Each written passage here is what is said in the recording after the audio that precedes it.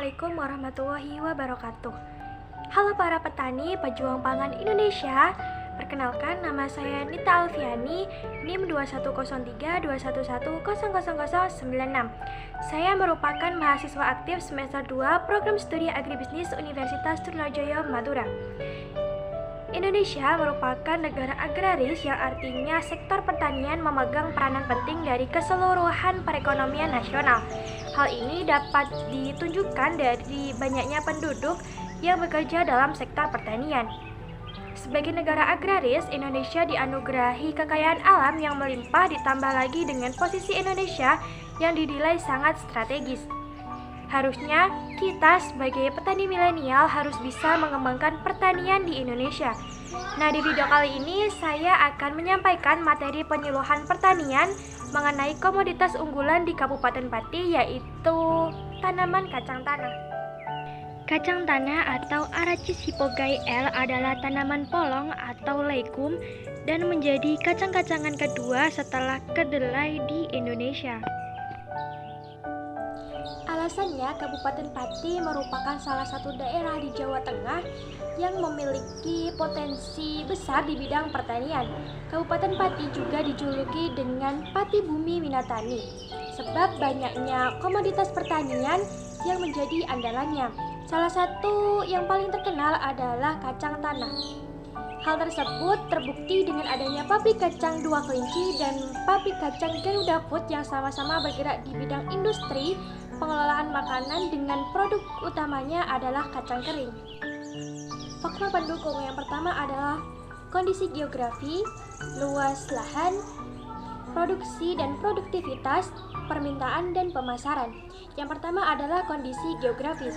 Kabupaten Pati merupakan salah satu dari 35 kabupaten di Jawa Tengah bagian timur yang terletak di antara 1.100.15 sampai 1.110,15 bujur timur dan 60,25 sampai 70,00 lintang selatan. Untuk luas lahan, luas area tanam tanaman kacang di Kabupaten Pati sekitar 4.400 hektar. Untuk produksi dan untuk produktivitasnya sendiri yaitu sebanyak 11,51 kuintal per hektarnya, sedangkan produksinya mencapai 5.266 ton kacang kering. Untuk analisis permintaan kacang tanah di Kabupaten Pati setiap tahunnya mengalami peningkatan. Komoditas kacang tanah dijadikan sebagai olahan makanan ataupun cemilan serta menjadi salah satu produk ekspor ke luar negeri. Tujuan ekspor kacang tanah antara lain adalah Malaysia dan Singapura, sehingga hal tersebut menjadi nilai tambah bagi para petani di Kabupaten Pati. Yang terakhir adalah saluran pemasaran.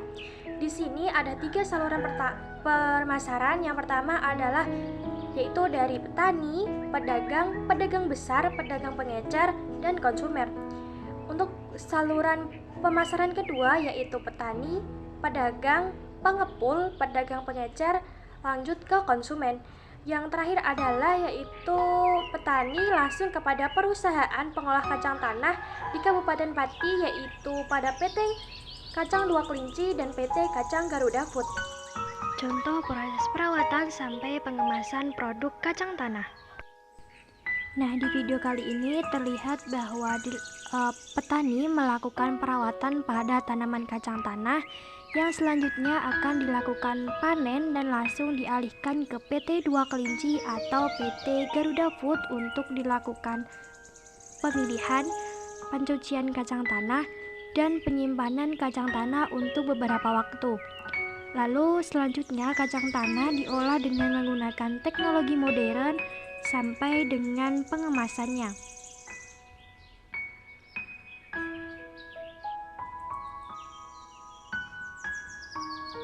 Setelah itu dilakukan pengepakan guna untuk dipasarkan dalam negeri maupun luar negeri. Nah, berikut pengemasan kacang tanah yang akan diekspor ke luar negeri, yaitu dalam bentuk setengah matang. Apabila sudah sampai, kacang tanah akan diolah kembali di negara tersebut. Analisis pemasaran. Yang pertama adalah jumlah petani kacang tanah yang minim. Yang kedua adalah keterbatasan sarana prasarana yang berbasis teknologi. Yang ketiga adalah luas lahan dan kesuburan tanah belum optimal. Kita bahas satu-satu. Yang pertama adalah jumlah petani kacang tanah yang minim. Saat ini para petani milenial enggan menjadi petani karena beranggapan menjadi petani itu kotor, panas, dan berpendapatan kecil. Yang kedua adalah keterbatasan sarana prasarana yang berbasis teknologi. Dari mulai penanaman sampai panen di Kabupaten Pati masih menggunakan cara yang tradisional, yaitu dengan menggunakan tenaga manusia secara keseluruhan, sehingga hal tersebut membutuhkan waktu yang cukup lama dalam proses produksi kacang tanah. Yang ketiga adalah luas lahan dan kesuburan tanah belum optimal. Semakin tahun semakin banyak penduduk di Kabupaten Pati. Hal ini menyebabkan perluasan lahan pemukiman yang berdampak pada pengurangan lahan kacang tanah. Selain itu, kesuburan tanah juga berpengaruh produksi kacang tanah karena mahalnya harga pupuk. Analisis solusi. Yang pertama adalah adanya peran pemerintah dalam hal kebijakan mengenai alat teknologi guna menunjang produktivitas petani kacang tanah di Kabupaten Pati. Yang kedua adalah memberikan pengetahuan tentang pertanian. Yang ketiga adalah pemerintah Pati dapat membuat undang-undang tentang lahan pertanian agar lahan pertanian tidak dijadikan lahan pemukiman. Nah, di sini saya akan lebih dominan membahas mengenai solusi alat teknologi. Seiring dengan perkembangan zaman, teknologi pertanian juga kian canggih. Hal ini tentu memiliki dampak yang positif bagi para petani. Dengan bantuan teknologi pertanian, efektivitas tanaman bisa lebih meningkat. Selain itu, biaya operasional yang harus dikeluarkan oleh petani semakin menurun dengan hasil produktivitas yang meningkat. Jenis-jenis teknologi yang dapat membantu para petani antara lain adalah transplanter, Indo-Combine Harvesters, mesin pemilah bibit unggul, dan instansi pengolahan limbah. Sehingga dibutuhkan bantuan tangan pemerintah untuk menyediakan alat-alat penunjang pertanian. Hal ini untuk menaikkan produktivitas serta merangsang generasi muda agar berminat berbisnis di bidang pertanian. Sekian dari saya. Apabila ada salah kata atau kesalahan dalam pengucapan materi, mohon dimaklumi dan saya minta maaf. Sekian dari saya. Wassalamualaikum warahmatullahi wabarakatuh.